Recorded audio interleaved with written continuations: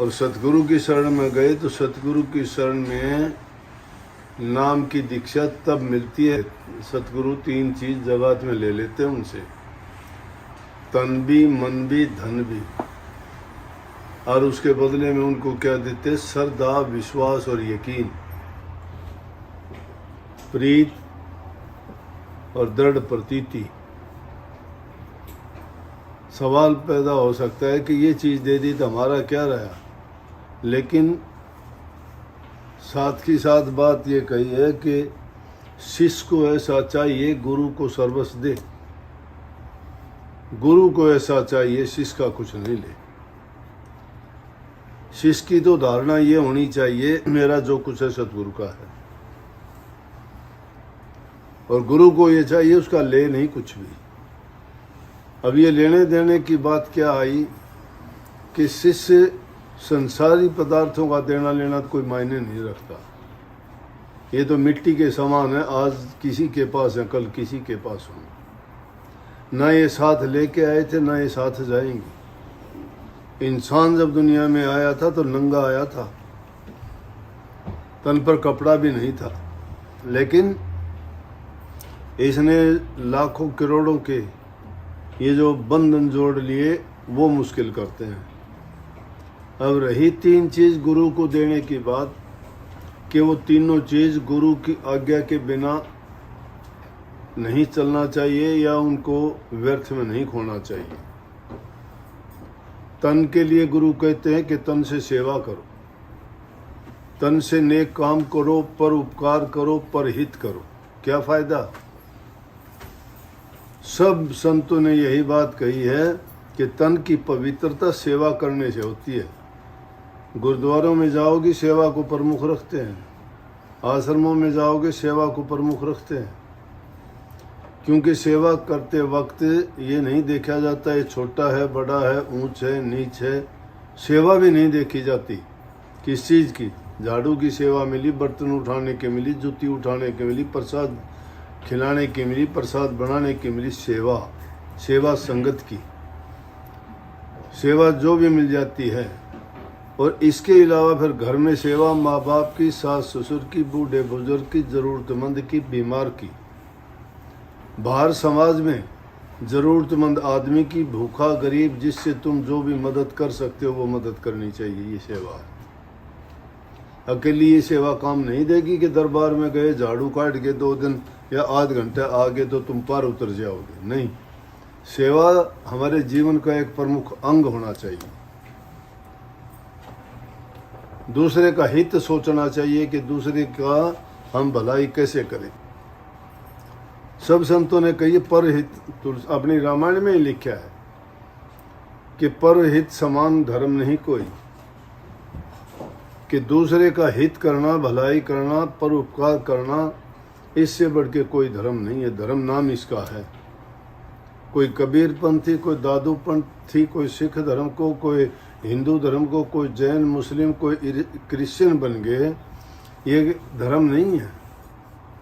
धर्म चाहे वो किसी में भी जाओ, सब धर्म अच्छे हैं, सबके नियम अच्छे हैं।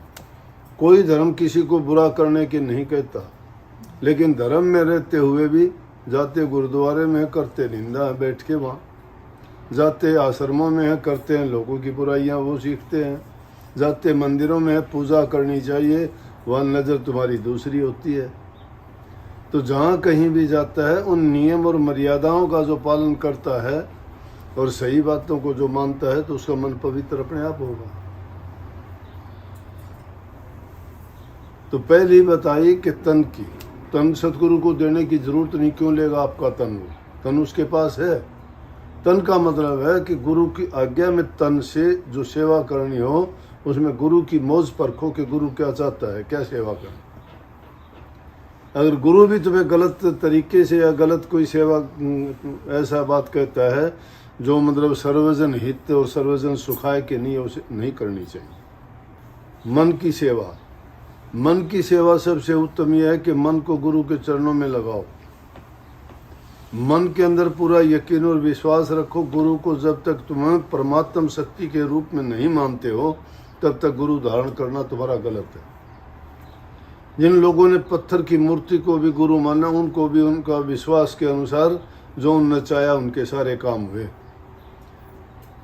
धन्य भगत का खेत निपजाया कि नहीं निपजाया, नामदेव की छान छपाई कि नहीं छपाई, रविदास जी की जुत्ती बनाई कि नहीं बनाई, और जितने भी संत हुए कबीर साहब का यज्ञ पूरा करवाया कि नहीं करवाया, क्योंकि उनका यकीन भीलनी के घर पहुंचे कि नहीं पहुंचे, सबसे गरीब थी, विश्वास था उनका, उनके गुरु के वचन की पालना थी।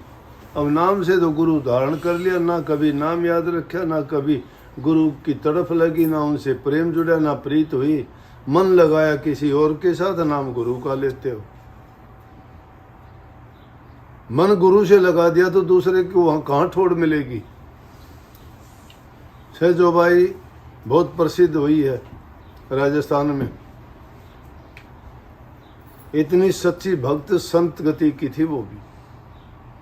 तो कहते हैं परमात्मा एक दिन स्वयं आके कहने लगे, और वो अपने काम में लगी, वे कहने लगे सहजो, बोले हाँ, देखा तक नहीं, बोले मैं तुझे दर्शन देने के लिए आया हूँ। बोले कौन हो आप? बोले भगवान। बोले किसने बुलाया था आपको?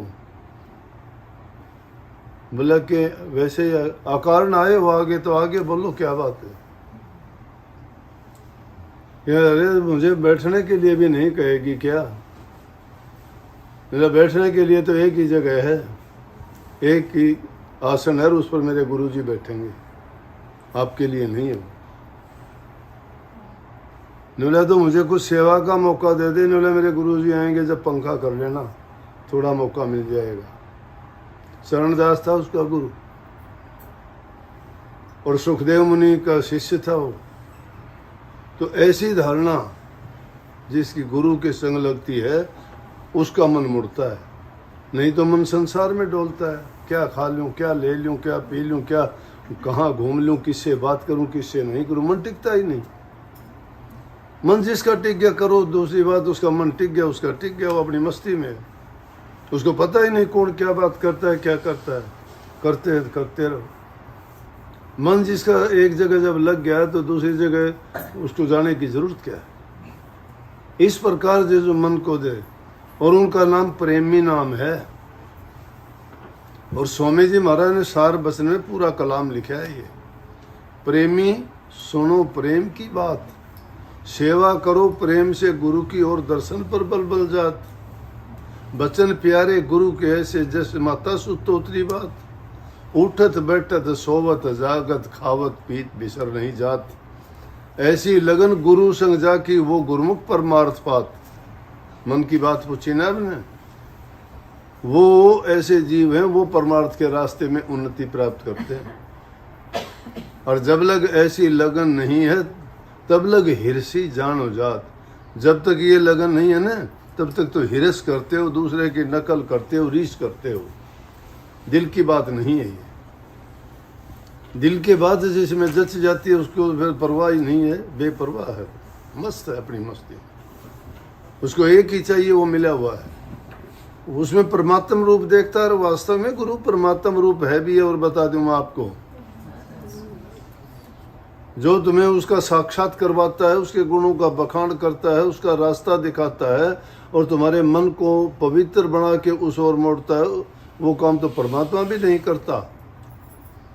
उसी से जो भाई ने लिखा कि राम तजों पर गुरु ने बिसारूं। राम को छोड़ सकती हूँ, गुरु को नहीं। गुरु के समान हरि को ना निहारूं, कि गुरु के समान परमात्मा को दर्जा मैं नहीं देती। क्यों? हरि ने 5 अचोर दिए सा था, काम, क्रोध, लोभ, मोह, अहंकार। ये 5 शत्रु हैं जीव के। हरि ने 5 अचोर दिए सा था, सतगुरु ने छुटा ली समझ अनाथा। सतगुरु ने तो अनाथ समझ गए, मुझे छुटा लिया, इन चीजों से बचा लिया। हरि ने अपना आपा छिपाया, परमात्मा ने पैदा करके छिप गया कहीं, किसी से नहीं मिलता। सतगुरु ने दे दीपक दर्शाया, सतगुरु ने दिखा दिया कि चल मैं दिखाऊंगा, छिपा बैठे। दिखाया कि नहीं दिखाया?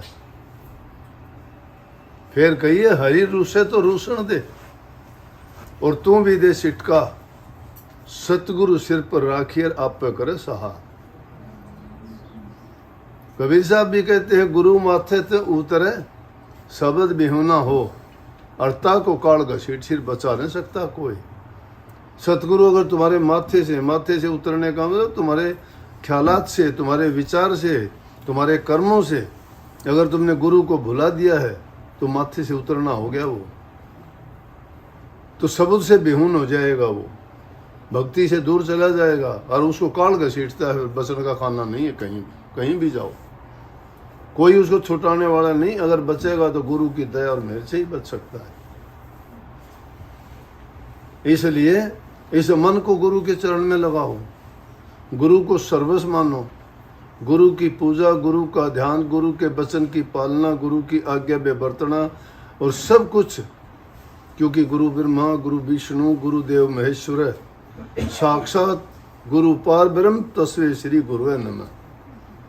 गुरु ही ब्रह्मा है, गुरु ही विष्णु है, गुरु ही साक्षात पार ब्रह्म है। इसलिए गुरु को नमन करो, प्रणाम करो, गुरु की शरण में जाओ। और जो गुरु की शरणागत हो जाता है उसको कोई दुख विपत्ति नहीं व्यापती। कर्म की अगर कई की हुई है वो विपत्ति आती हैं लेकिन चली जाएंगी, आती हैं चली जाएंगी। उतराइयाँ चढ़ाइयाँ तो जीवन में आती हैं, हाथ होवे तेरा सिर पे आके चली जाती हैं, आती हैं चली जाएंगी आके। इसलिए यह है मन की, मन इस तरह से दो गुरु को। तीसरी चीज है धन की, धन गुरु को देने का मतलब धन, उसका मतलब गुरु की आज्ञा के बिना नाजायज चीजों में ना खर्चो, किसी पाप कर्म में ना लगाओ, शराब कबाब में ना लगाओ, किसी कपटी धोखेबाज को ना दो। किसी पापी को दे दिया तो वो पाप कर्म करेगा, मांस खाने वाले को दे दिया जीव हिंसा करेगा, शराबी को दे दिया तो शराब पी के बर्बाद करेगा, और किसी को दिया और वो नाजायज उसका उपयोग करा तो उस पाप के अधिकारी देने वाला बनता है। धन का बरतना गुरु की आज्ञा के बिना दुखदायी हो जाता है कई बार। नहीं तो गुरु को धन के बाद तो स्वामी जी महाराज ने लिखा है उसके बारे में भी सीधी बात, गुरु नहीं भूखा तेरे धन का। किस लिए चाहिए गुरु को धन आपका? उनके पास तो अखूट खजाना है, वो तो भिखारियों को भी देता है, मंगते और भिखारियों को बादशाह बना देता है। धन की क्या मिट्टी है ये तो, उसके पास तो वो दौलत है जिसका कोई मोल तोल और कहीं भी मिलती नहीं दूसरी जगह पे। गुरु की दुकान पे वो माल मिलता है जो इस जीव के कर्मों को धो डालता है, जन्मों को बदल देता है और इसको इस पाप रूपी दुनिया से निकाल के सतगुरु मालिक के चरणों में पहुंचा देता है। इसलिए कहीं गुरु नहीं भूखा तेरे धन का, उन पे धन है भक्ति नाम का, पर तेरा उपकार करावे। अगर तेरे धन लेता है या तू धन देता है तो तेरा उपकार कराते हैं। क्यों? भूखे नंगे को दिलवावे, उनको दिलवाते हैं। तेरा धन उनको दिलवाते हैं, किसी से लेते हैं किसी को देते हैं। इसीलिए कहीं वो गुरु नहीं भूखा तेरे धन का, उन पर धन है भक्ति नाम का, पर तेरा उपकार करावे, भूखे नंगे को दिलवावे। उनकी मेहर मुफ्त तू पावे, तुझे तो कुछ देना ही नहीं पड़ा। उनकी मेहर मुफ्त तू पावे, जो उनको प्रसन्न करावे। उनका खुश होना है भारी, सतपुरुष निज कृपा जारी। वो सतपुरुष के अवतार हैं और उनकी कृपा अगर हो जाए तो जीव का कल्याण निश्चित है।